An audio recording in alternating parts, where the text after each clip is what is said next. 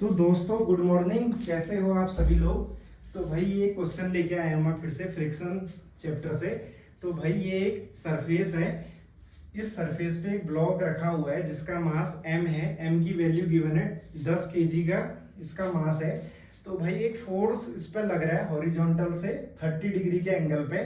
तो ये बोल रहा है कि इस सरफेस और ब्लॉक के बीच में जो स्टैटिक फ्रिक्शन है उसका कोफिशिएंट जो कि म्यूएस होता है उसकी वैल्यू है 0.25। Acceleration due to gravity given है 10 मीटर पर सेकेंड स्क्वायर। तो ये बोल रहा है block will just start to move for value of F की वो वैल्यू बताओ जिसपे ये जो ब्लॉक है अपना मोशन जस्ट स्टार्ट करने वाला हो। जस्ट स्टार्ट मतलब tendency of motion just start होने वाली है मोशन। तो भाई जब भी मोशन जस्ट स्टार्ट होने वाला होगा तो फ्रिक्शन अपनी लिमिटिंग वैल्यू पे पहुंच चुका होगा। यही कॉन्सेप्ट इस क्वेश्चन में हम लगाएंगे। और चार ऑप्शन गिवन है 25.2, 35.7, 20 और 33.3। ये चार ऑप्शंस गिवन है वैल्यू ऑफ एफ निकालने के लिए और सबकी यूनिट न्यूटन में है क्योंकि ये फोर्स है एफ। तो भाई इस क्वेश्चन को कैसे अप्रोच करना है, सबसे पहले इस मास एम का हम बना देंगे फ्री बॉडी डायग्राम। तो भाई ये मास m है, इस पे एक फोर्स लग रहा है ऐसे करके F जो कि 30 डिग्री के एंगल पे है। तो भाई ये 30 डिग्री इसका एंगल है यहाँ से हॉरिजॉन्टल से। और इस मास पे एक नॉर्मल रिएक्शन आएगी सरफेस की वजह से। तो नॉर्मल रिएक्शन को मैं ऊपर को दिखाता हूँ। सरफेस इस पे ऊपर की ओर एक नॉर्मल रिएक्शन लगाएगा जो कि कॉन्टेक्ट फोर्स का एक कंपोनेंट होता है और दूसरा कंपोनेंट होगा फ्रिक्शन। और फ्रिक्शन इस केस में जो है ब्लॉक जस्ट स्टार्ट करने वाला है, मोशन करना जस्ट स्टार्ट करने वाला है। तो फ्रिक्शन अपनी लिमिटिंग वैल्यू पे होगा जो कि होता है mu S into N, coefficient of static friction into normal reaction. ये वैल्यू आती है limiting value of static friction की। स्टैटिक इसलिए क्योंकि मोशन स्टार्ट नहीं हुआ है, जस्ट स्टार्ट होने की कंडीशन आ गई है और इसका एक वेट लग रहा होगा mg।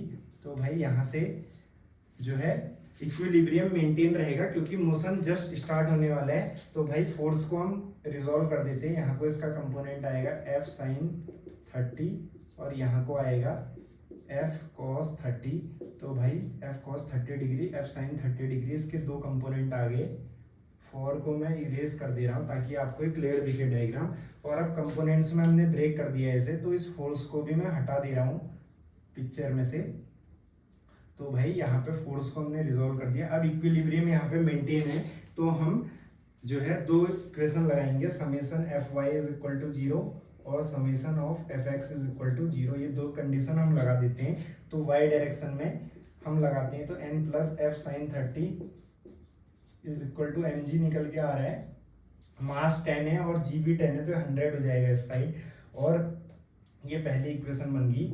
दूसरी इक्वेशन होगी mu S into N is equal to F cos 30, mu S into N is equal to F cos 30 degree. तो भाई यहाँ से जो है ये दो इक्वेशन हमें मिल गई। अब हम क्या करते हैं, हम एक काम करते हैं, जो है n की वैल्यू f के टर्म्स में निकाल लेते हैं यहाँ से। तो n निकल के आ रहा है f cos 30 degree divided by mu S. तो भाई म्यू एस है 0.25, यहाँ रख देते हैं वैल्यू। तो ये आ जाएगा f इंटू √3/2, cos 30 होता है √3/2, म्यू एस है 0.25।